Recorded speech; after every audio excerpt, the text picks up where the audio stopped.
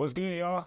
We're back at it. We missed last week, but heading into the season, we're going to be back every week with analyzing the games and diving deep into the games. But yeah, this week there was a little bit of news that came up. We're mostly going to touch on the stuff that affected our team. So James is going to head up the news this week. So first, got Isaiah Simmons, played for the Cardinals. Didn't really pan out the way they wanted to. They're kind of in tanking mode. So Isaiah Simmons is traded for a 7th rounder to the Giants. Kind of let Kyler start with how he feels about this, but big news for the Giants as they need that depth and that edge and linebacker position where I think they'll use him. Yeah, no, I definitely agree with that. I think that's a big pickup by the Giants. Getting him for only a 7th round is really, honestly, a steal if you took a look at it trade-wise. Yeah, he's on an expiring contract, but I think he'll fit the situation in the Giants a lot better than he did in the Cardinals. He was one of the highest-rated linebackers coming out of the draft when they did select him for a reason. I think the Cardinals misused him a little bit. They put him at safety, but getting him for a 7th round and putting him back to his roots, what he normally does, I think that would be really solid. And then also, a little note, if you played Madden, you already know the name Isaiah Simmons. Yeah, I think y'all covered it for me. Kind of something crazy I've seen on Giants Twitter is back in 2020 when I think the Giants picked 8th, we selected Andrew Thomas, and everyone was mad because we didn't get Isaiah Simmons. Andrew Thomas turned out to be an all-pro left tackle, so to still end up landing them, Giants Nation's real happy with that. Mm-hmm. Picked his number today, number 19. Hopefully it doesn't fall in Kenny Galladay's shoes. But bring life to that number. Trader Joe. I've been saying this all week. I'm just real excited. He didn't even practice and was already making plays in the preseason, just throwing into that that defense. Wayne Martindale, I think, is going to use him just exactly how Isaiah Simmons pictures himself being used in a defense, coming off the edge and mostly just playing linebacker. Mm-hmm. Exactly. Yeah, whereas when he was with the Cardinals, he was playing a lot of they put him in the slot, and he's 6'4", 6'3". He's fast, but he's a traditional That's linebacker. just not where he should play. Mm-hmm. But this is still one of the most versatile players in the league. Oh, so hopefully this does pan out for you guys because he'll be really fun to watch. He definitely will. He's on an expiring contract, but if he plays good and he builds that chemistry in the Giants, I don't see why he would resign there either. And if he does resign, that is one of the best trades the Giants could have done. So I'm just hoping that we use him how he wants to be used, and I can see us doing that. He has Clemson friends with Dexter Lawrence on the squad, so hopefully he gets along with everybody and, again, is used how he wants to be used, because I see that's the biggest problem that the Cardinals had with him. Cardinals in shambles. Good on that later.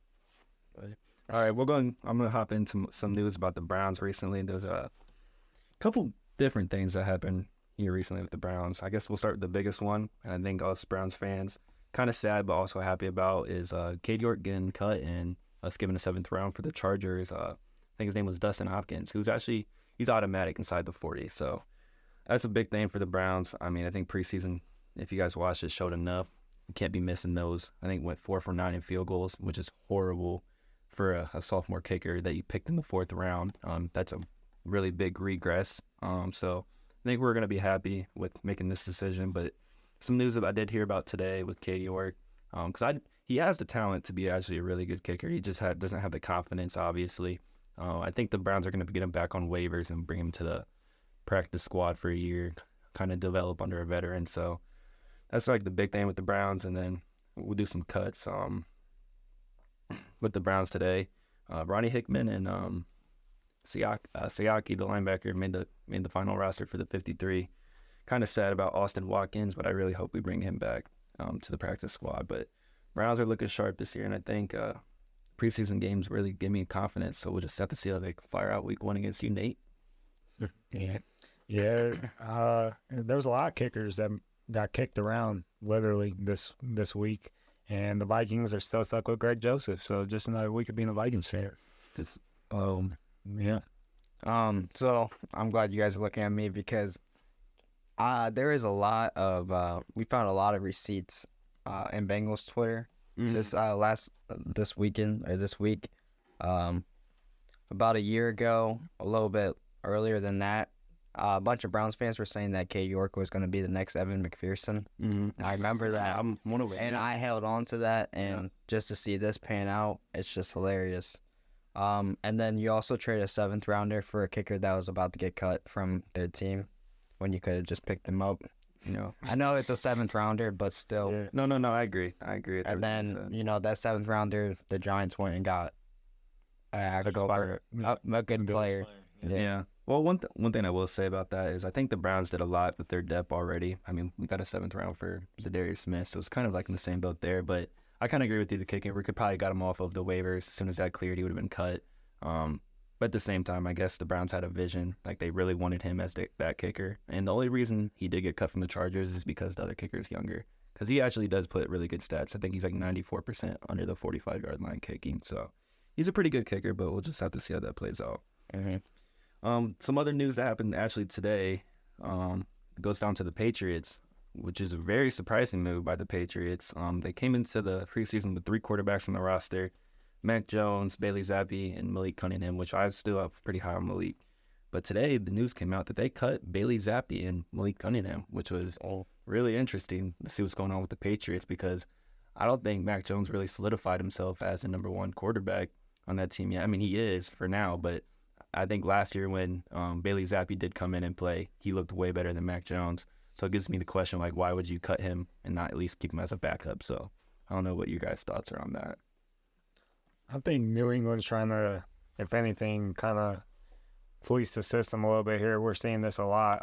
I can't remember what else happened that somebody got cut and all Twitter was losing their mind.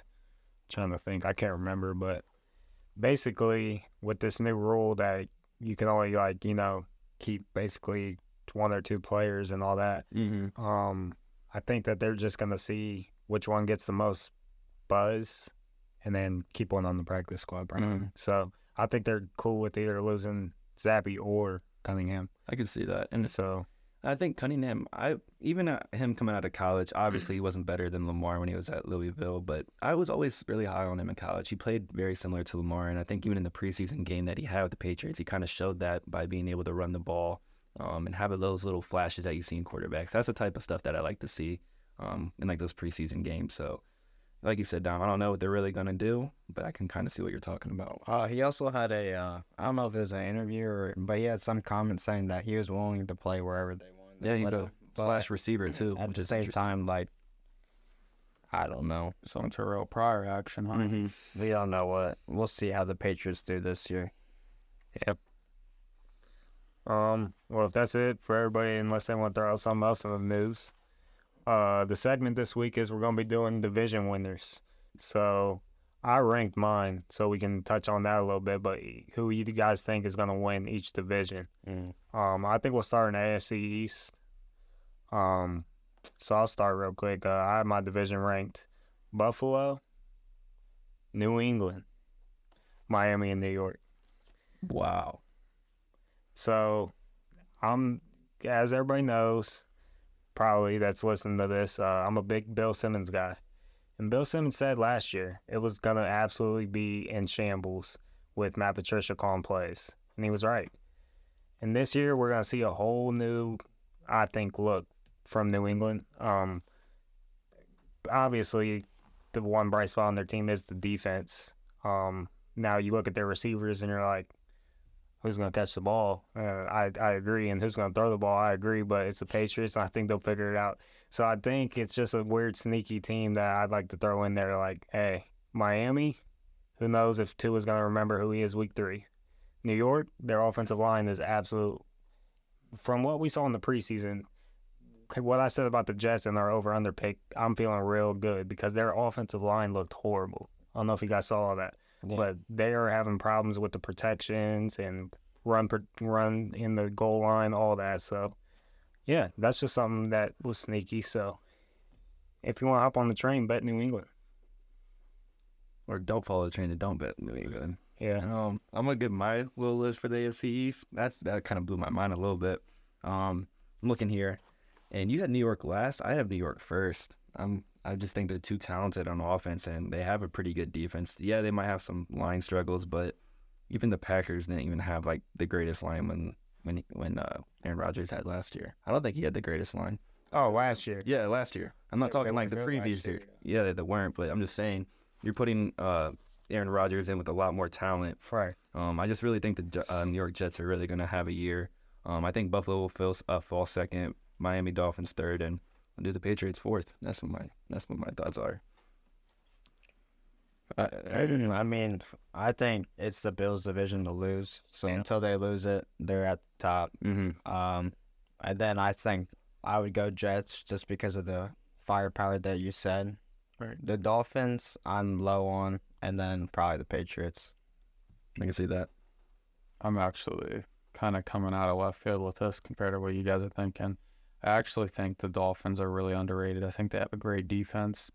I think they're the Bills' kryptonite, honestly. Yeah, they should have won that game in Buffalo in the playoffs if Tua was playing. Yeah. You know, it's kind of a team that's down south. All these teams are up north. I like the Dolphins finishing first, actually, this year. Like I said, defense, super underrated. Great secondary, speedsters on offense, followed with Buffalo, then the Jets and Patriots for me. I can see that as well. I do actually like the Dolphins this year. I think there's 3 teams in here that I can honestly see being first, and that is the Bills, the Jets, and the Dolphins. But yeah, because they had high power offenses. Like, that's what you need to have, especially in the AFC if you're going to compete. Yeah. So, I mean, there is a chance where all 3 of those teams do somehow make the playoffs. I agree. Yeah, I and think they're all 10-win teams. yeah, I think it'll be a battle in the AFC East and North for who has the greatest division. Like, everybody's talking about the North, but the East is sneaky. Like, shoot, they got squads over there. And the only other thing I want to say is Buffalo is like Josh Allen, to me, is like a good NBA player. Like, he's good to get you, like, he's just that type of dude that's going to get you 10 wins for sure. Right. Like, does anything happen in the postseason? I don't know. But regular season wise, scratch that and 10 wins as long as he's healthy. So, yeah. So he's a James Harden of the. Yeah, he's a James Harden of the NFL. That's a good comparison. And I didn't think the Bills didn't look good in the preseason. Even when first teams were playing against the Steelers, terrible. Yeah, I'm not even on as high as the Bills as I was last year. I think they're going to regress. That's probably why I had them at the 2, but I can honestly see them around that 3 mark. I can see Miami or Jets. If I had to pick 2 teams that were going to win this division, it would either be the Jets or the Dolphins. So I can agree with that. I just see I would be shocked if I see Salah win a division. I would just be shocked, like, if he won the division. It all comes. Honestly, I think it all revolves around Tua's health. Yeah. For that division title. It's perspective. Yeah. You can take this next one, Kai. AFC North. Let's go over to the AFC North, and this is going to be my early predictions. I try to be as least biased as possible. I don't even really think I'm coming out as biased on this. You guys can tell me your opinions. So actually, who I have winning the AFC North, it's not going to be the Browns. It's going to be the Bengals. I think the Bengals just too elite. They've already proved it themselves back year to year, the last 2 years, that they're a playoff contending team. I think it's supposed to be a repeat for them. I think they'll win it. But this might be a shocker to some of you guys, but we're having Browns number 2. I don't think they'll fall short from the Bengals. I think they're really upgraded this year under new defensive coordinator. We've already talked about it. Putting the Browns 2, and then I have Ravens Steelers. That's what I'm going with. Mine is the exact same. So. I honestly don't disagree at all. I'm a lot lower on the Ravens than previous years. Yeah, the only thing I wanted to add is the Steelers. Yeah, I mean, I was never like commenting too much on them, but just to add to what we kind of talked about with the last division, I think all 4 of these teams, who knows? Because Pittsburgh, man, they got some dudes that it's hard to just write them off. So yeah, go ahead, James. I got Bengals first, Browns second. I actually got the Steelers third, jumping the Ravens, and then Ravens fourth. Yeah, I can see that as well. And I'm that comes down to Lamar. At the end of the day, like, the whole Ravens team comes down to Lamar. It's not even just Lamar. I mean, yeah, definitely Lamar, but I think it's their whole around team health. I mean, I think last year they had a lot of health issues. So I think if they're healthy, they'll be good. Don't get me wrong, but there's a lot of questions, like we talked about, I think, previous weeks about the health on the Ravens. I just want to do a little disclaimer because I know I got a lot of heat for hating on the Steelers. Yeah, y'all are rivals. I don't think you guys are going to be bad. Kind of like Dom said, any team in this division could honestly finish number one. So it's going to be, like we talked about, a bloodbath. But I just wanted to give a little disclaimer that I don't really hate the Steelers as much as I do, but I don't necessarily like you guys. That's why you watch full podcast, not just clips. Exactly. I hate the Steelers, though. I'm not afraid to admit it. All right, who wants to take the South? I'll take the South. All right, So to start off, I had the Jaguars winning the division.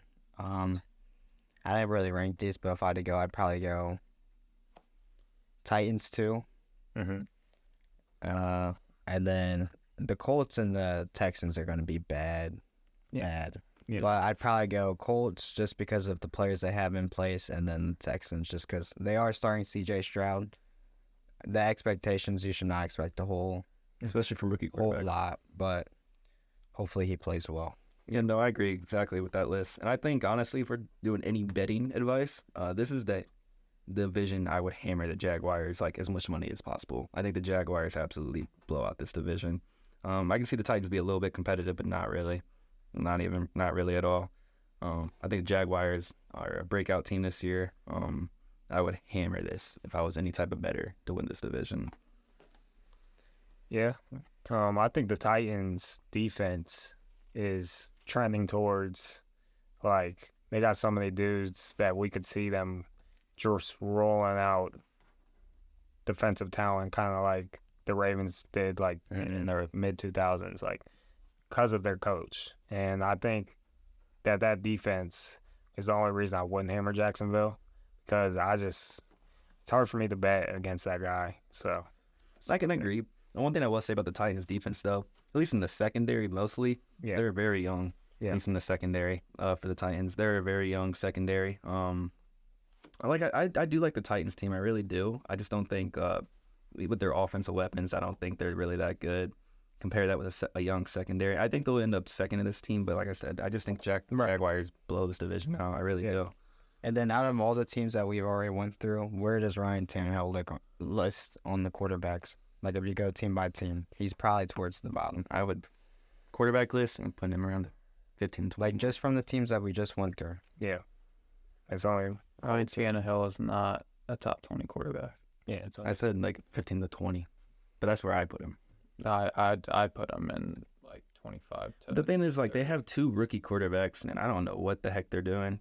It's got to be Tannehill's prove a year where he's out like mid-season. It's not prove a year for Tannehill. I mean, obviously, you have two quarterbacks. I just don't think it's a prove it year. I think he's getting old. It's time to only do. Yeah, I think he's terrible. Did you also? I'm sorry, I didn't mean to cut you off, James. But did you see the news with Tannehill? Like when he talked about these rookies coming up behind him, how he was kind of not beefing with them, but he's like, they're not taking my spot. Like, buddy, they drafted him for a reason. You're out of there. I mean, Andy Dalton said the same thing about Justin Fields, and as good or bad as Justin Fields is, he's the starter. Yeah, I don't Andy know. Dalton's on another team. Yeah, I don't think Tannehill's even worthy for a playoff. lay off him a little bit, though. He has some injuries that kind of maybe made him regress a little more, but He's Kirk Cousins' bad cousin. That is who Ryan Tannehill is. That is a great. what's that supposed to mean, though? He plays like Kirk Cousins. Did a bad Kirk Cousins. Oh, Bad Kirk Cousins. Okay, so, like, but did you wouldn't invite to the Cousins, like- cookout? Just like probably gonna be washed by week Okay, 5. I get it there. That's what I'm saying. It's cool. All right, so So hey, no. Let's go over to the AFC West. You want to start with this one, James? Yeah, so AFC West, I'd be a fool if I didn't put Kansas City first, going Chargers second, Broncos third, borderline playoff team, and Raiders last. I think when it comes to this division, it comes down to who's at quarterback for you. Raiders have the worst quarterback. I know Dom's going to, flip the switch on me after this, but Broncos, great defense. I expect big things from them this year. Borderline playoff team. Interesting. So, if just scratch the coaches, you're heading into week 1. From what we've seen last year, the little bits that we've seen from both of them, who would you take? Where they're at in their career now, Jimmy G or Russell Wilson? You're taking Russell Wilson. Rocking with Russ. All right. That's right. Taco countries, let's ride. Forget about Pretty Boy, man. Like, he might not make the big play, but he's check down king, and he's got a couple check downs on that squad. So give me the Raiders over the Broncos, but nothing too crazy. I'm gonna Yeah, I'm gonna go go with with sleepover. I'm gonna go with James List. I think he had his spot on. Yeah, it just almost feels like a repeat of last year, but Yeah. I don't necessarily hate the Raiders, but I just like we're talking quarterbacks with under the Broncos' new coach. It is what it is. Chiefs are obviously gonna be dominant there, but I could see maybe the Chargers maybe compete a little bit with them, but besides that, no. I feel like the Raiders are a team that should be trying to be in the Caleb Williams sweepstakes. Yeah.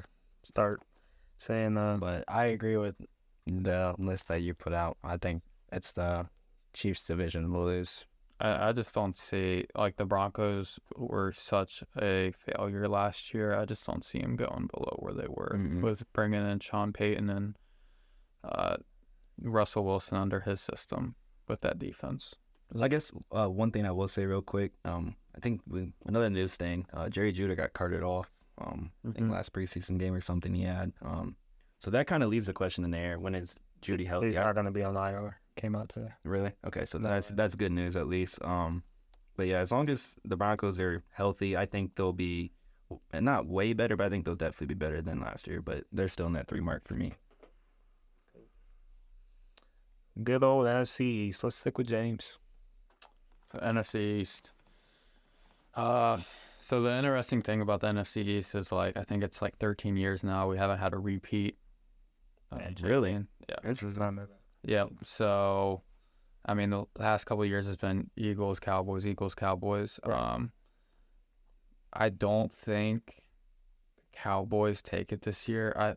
I think the Eagles have too much talent not to win this division. Their defense is nasty, offense nasty. But I'm actually going to put the Giants at 2. I think the Cowboys take a little bit of a step back this year, and I'm going to have the Washington Commanders at 3 or at 4. But don't sleep on the Commanders. Appreciate that. I think I'll go Eagles. I like the Cowboys. The Cowboys. They have all the pieces in the place, but they're the Cowboys. So I think I'm gonna rock with you with the Giants at 2, Cowboys 3, and then the Commanders at 4. Man, we're gonna sound like some real haters on the Cowboys, but I'm not. I mean, like you said, they have so much talent. I don't see them. I think the Giants are still better than the Cowboys, and that's just come down. Call me crazy, but Daniel Jones is a better quarterback than Dak Prescott. Call me crazy. I don't care. I got Eagles, Giants, Cowboys, Commanders. 100%.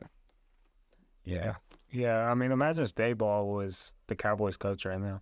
I think we'd be talking a little different. So with all that said, I got Philly, Dallas, New York, Washington. But we were talking before we recorded, and so every year there's a team that is plus 300 that makes the playoffs. I mean, look back. There's always a team. And I think out of all the odds that I was looking at the other day, just sitting in my bedroom like, where can I make some money? I think the Commanders have the best chance. I think that we could see 3 teams from this division make the playoffs, and why couldn't it be the Commanders? I mean, there's so many injuries that happen, and if the Commanders stay healthy, man, that Sam Howell maneuvers the pocket so well. He might not be the best playmaker, all that, but he maneuvers really well. He has mobility and all that. So, I mean, to me, he's a better version of Taylor Heineke. Yeah, you got good arm talent too. Yeah, he's a better version of Taylor Heineke. So, yeah, just a sleeper that I wanted to throw out there. And then maybe off the top of your head, if you're thinking as we go down these, any other plus 300s that you're like, hey, maybe throw this bet that way. Because last year we seen it with Jacksonville. Jacksonville was that team that nobody thought was going to make the playoffs, and they did. So. One last thing I'll say about the NFC East is, I mean, we were kind of like 1 or 2 scenarios last year where the Commanders would have made the playoffs. Yep. That would have put, for the first time ever, 4 teams from the same division in the playoffs since this new format came out a couple years back. So, again, I wouldn't be surprised if we had that same kind of scenario where the Cowboys, Giants, and Commanders, my apologies, It's good stuff. But yeah, so we're a scenario where all three of those teams at the end of the year are half a game or a game back, fighting for a playoff chance for that wild card spot. Mm-hmm. All said. NFC North, I'll take this one. So I got Detroit, Minnesota, Green Bay, and the Bears. And I think it's probably Detroit has 10 wins, Minnesota has 9. And Green Bay's right behind them with 8 or 7. And like we had argued about, I think the Bears are 4 or 5 wins. So I agreed with your whole list until the very end. I had Detroit and Vikings, like you said. I think they'll both be right there at the top in the division. I have Chicago beating Packers. I don't think the Packers will be very good. You can call me crazy. I'm a believer in Jordan Love. He looks solid, but I think Chicago really just does make that next step this year to at least maybe not finish number 1, but they're gonna finish 2 or 3. So I got Detroit, Vikings, Bears, Packers for me. I think I'm gonna go Vikings, winning the division, Lions, Bears, and then the Packers. For me, I'm going to go Vikings first, Detroit second, Packers third, Bears fourth. Like Dom just alluded to about the Commanders being that sleeper 300 team. I don't know the odds on the Packers, but that's another team I could see, if Jordan Love gets going, they have a solid defense, sneaking into the playoffs. I mean, they got to be great odds. FanDuel don't want to bet them out. FanDuel, they got them at like 220 plus 220 or plus because FanDuel don't want to sleep on them. I definitely understand what you're saying, but the only thing that really kind of irks me about the Packers, at least coming into this year, is I just think they don't have enough offensive firepower. I really don't. I mean, yes, you have Aaron Jones, A.J. Dillon. I think those are definitely really good running backs, but if you're coming in your receiving core, your number 1 and 2 is Christian Watson and Romeo Doubs. I think you have a pretty questionable offense there. Not questionable. I mean, they're going to be good. They can be good. They're going to be good, but they're just young. There's a lot of young pieces that weren't like complete. Like I don't even think Romeo played all last year. Obviously Jordan Love's coming in for his first year, and Watson did look good with Aaron Rodgers, but can he do the same with Jordan Love as his number 1? But this is what ticks me off about Green Bay. People forget how bad.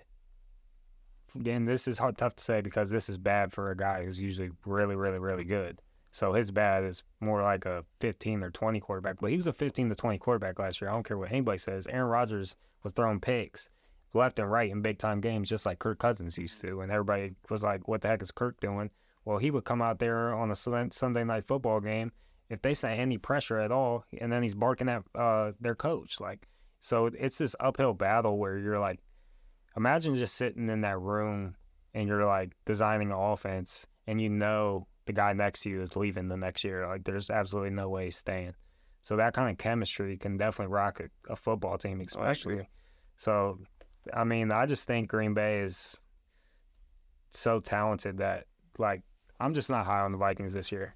Like, the more I think about it, well, if we make the playoffs, we're out first round. We need another year for the defense and blah, blah, blah, blah. But the good news for me is JJ, on all reports, is we're going to sign him. So, let's lock down. This is kind of a take I don't think I've ever heard anyone say, but it just kind of came to me. When you kind of look at these like older franchises that have won Super Bowls, built a culture, right. Just throwing out some teams, Steelers, Packers, Patriots, Cowboys, Ravens. Those are teams that I feel like no matter who they have on their squad, they're going to be around a 500 team. And I think that's the same thing with the Packers, even after Aaron Rodgers. These are going to be consistently, on a bad year, they're still middle of the pack. Mm-hmm. I think it comes down to a culture thing, what's built there, been around for so long. So like Dom said about the Patriots, don't sleep on them. We've talked about the Steelers being a sleeper team. Packers too. These are all teams with huge fan bases. They expect a lot of their team no matter who's on the roster. No, and I agree. And a little bit, like I said, I'm still high on Jordan Love. And this is another thing. Like, he was mentoring behind arguably one of the greatest quarterbacks of all time for the last 3 years. That's a lot you can learn from just that alone. That could also kind of reason he went to the Jets, so Zach Wilson can get that mentoring.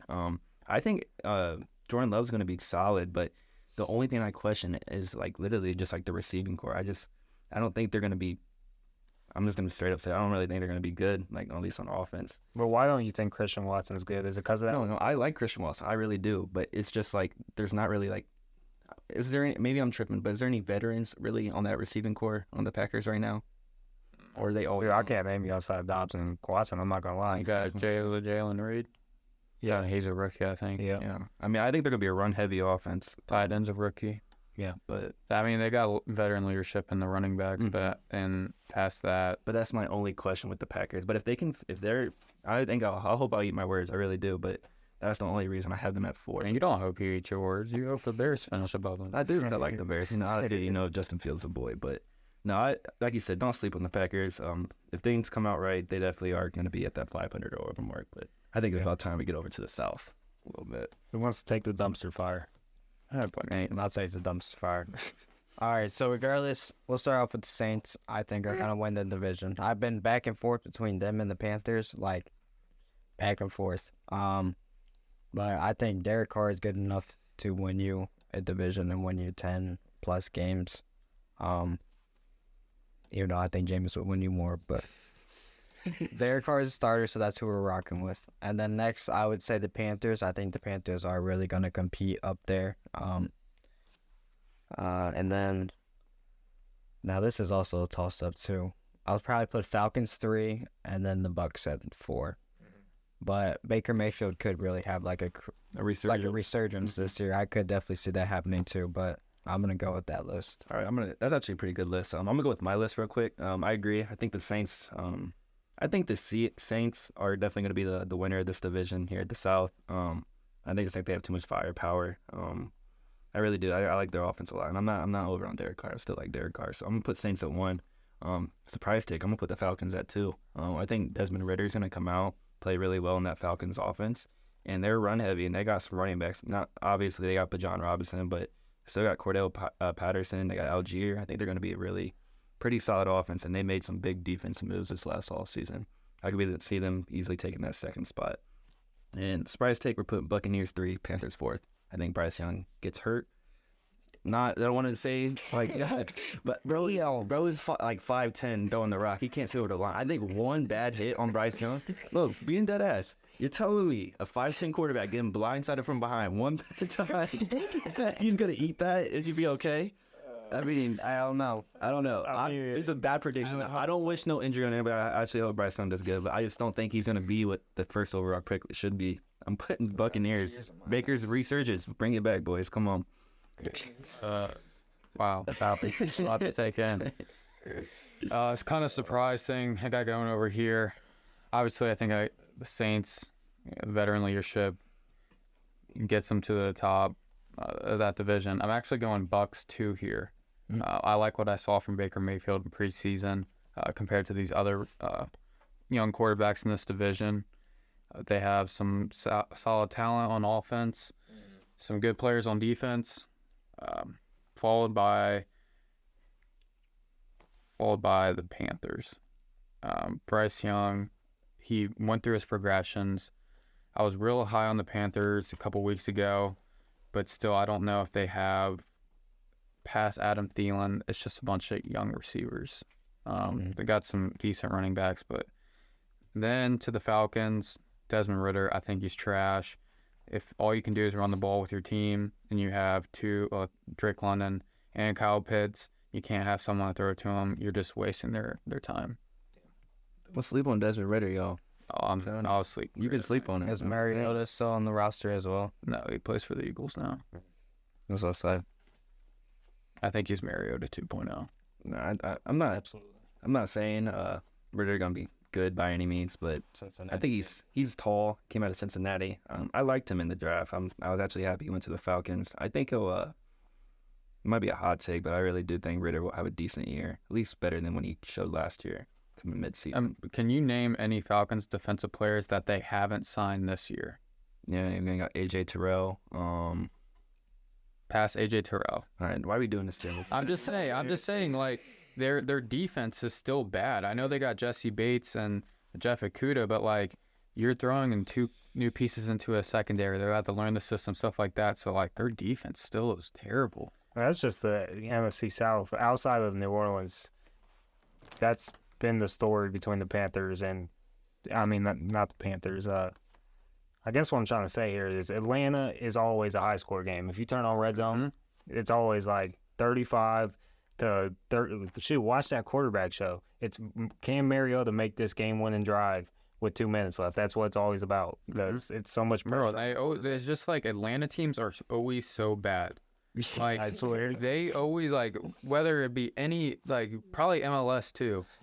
Like Not baseball this year. They're good this year in baseball. oh yeah, okay, but they'll probably choke in the playoffs if very least. They're having like a historic baseball season right now. They are. But they'll probably choke because that's just what the city of Atlanta does. Yeah, Now I'm saying this and I'm kind of scared I'll get shot if I ever go where it's the Falcons, man. 28-3. It's like we saw it like game after game last year. yeah. Well, it's always like if you're an Atlanta fan, it's always fun to watch because you're always in it, and then your heart just gets absolutely Browns, crushed. man. Okay, I'm looking up the Falcons' depth chart, especially for their defense, and I kind of agree with you. But I will say their secondary vastly improved this offseason. Their secondary got really good. But yeah, middle line, like linebackers to line, the only person I really can name off the top of my head and I'm looking at now is Campbell. and maybe Grady Jarrett, but everything else is like names I almost never seen before. So I'm saying.